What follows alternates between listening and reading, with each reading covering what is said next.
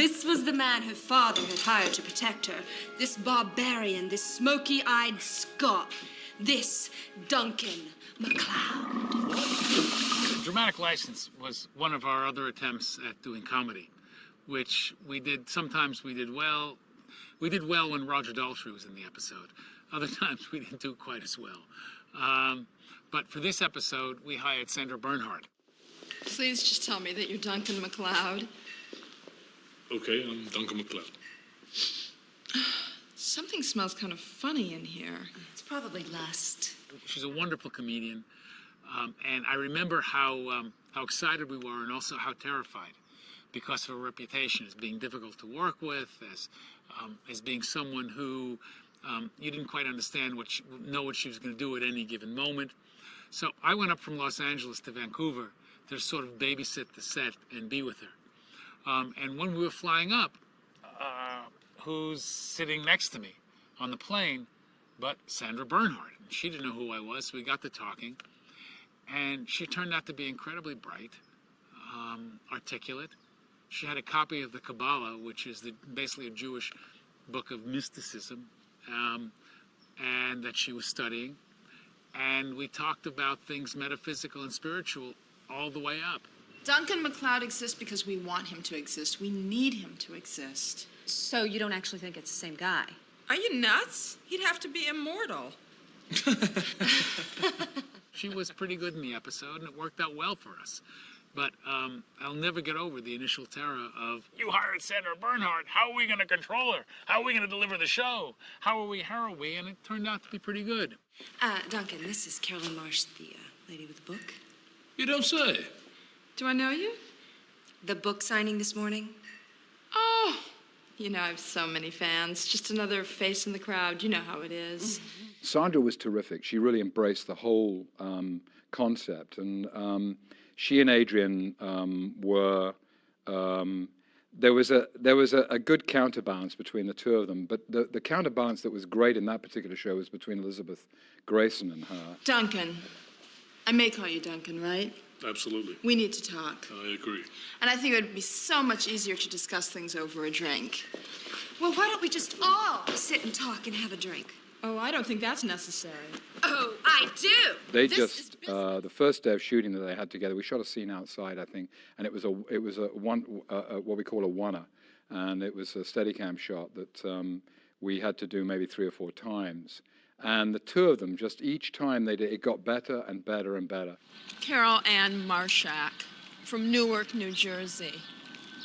Carolyn Marsh is the kind of name publishers like because it's classy and elegant, like you. It was really interesting to direct someone who's not officially an actress, but very accomplished in that area.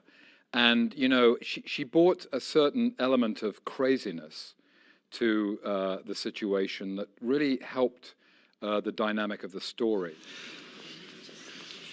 Do you see a move? Here, let me write something. Dear Terrence, screw you.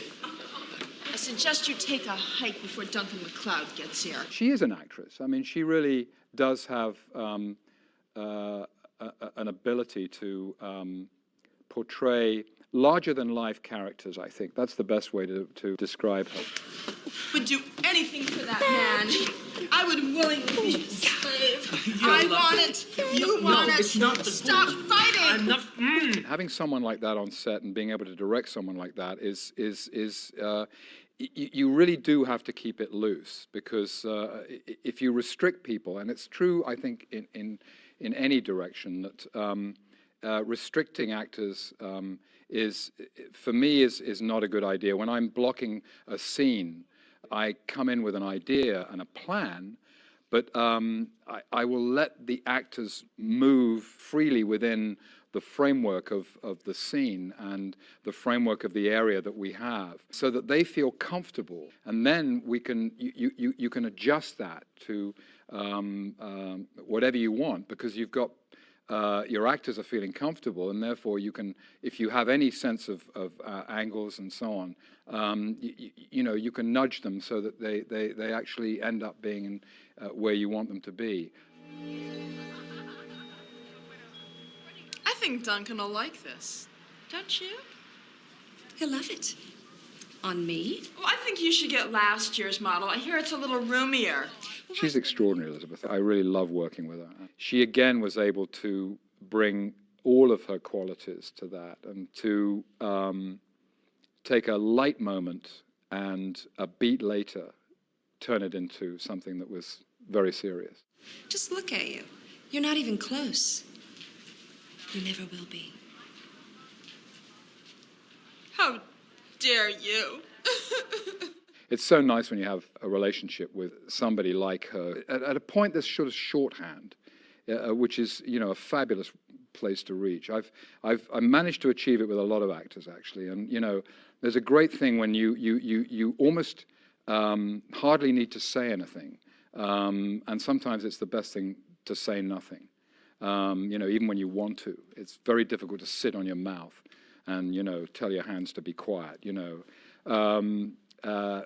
It's just, you know, and Elizabeth is one of those.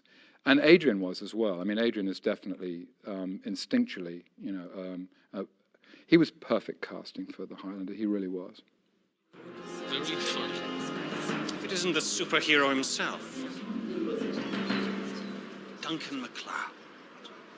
Terence Coventry. Alistair Duncan, who played Terence Coventry in Dramatic License, apparently was up for the role of the Highlander when the show was originally casting. How would the show have been different with that guy in the lead? Well, someone else who tried out originally was Derek DeLint, who later went on to star in Poltergeist the series, and I think either of those men would have been playing a character closer to Connor than what Duncan became. Something more European and a bit more of an almost ethereal look, a slenderness, not just of build, but of the way they pass through the world. And Duncan is a bulkier character. I'm not just talking about his broad shoulders, but he has a little more of a new world style to him. And I think Alistair Duncan would have been more old world, more like Connor.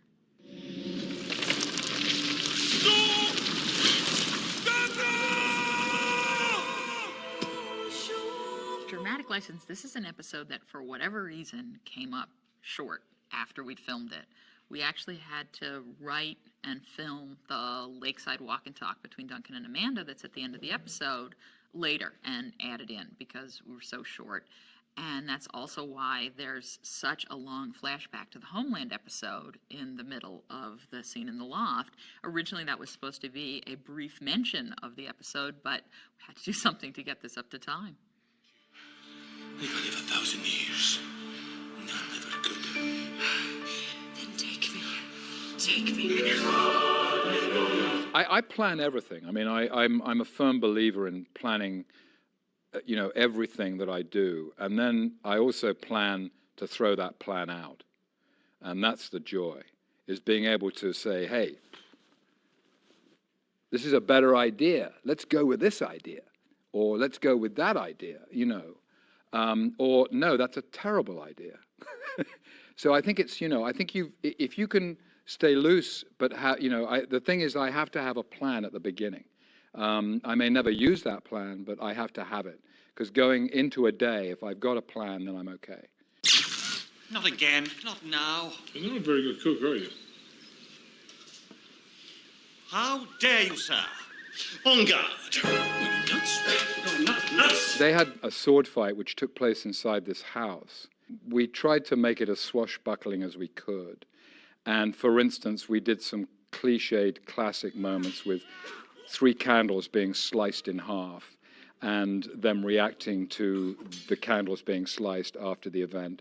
And various other antics that they got up to. So there were moments, there were beats that you had to get shooting-wise to, you know, punctuate. Those people, those places, they were my life. But you, Caroline, you are my life. Oh, Terence. Isn't that romantic? Let's get out of here before this gets embarrassing. Why can't you be more like that? It was a really interesting experience, and I'm not accomplished or experienced in comedy at all, and so it was a brand new experience for me and extremely satisfying.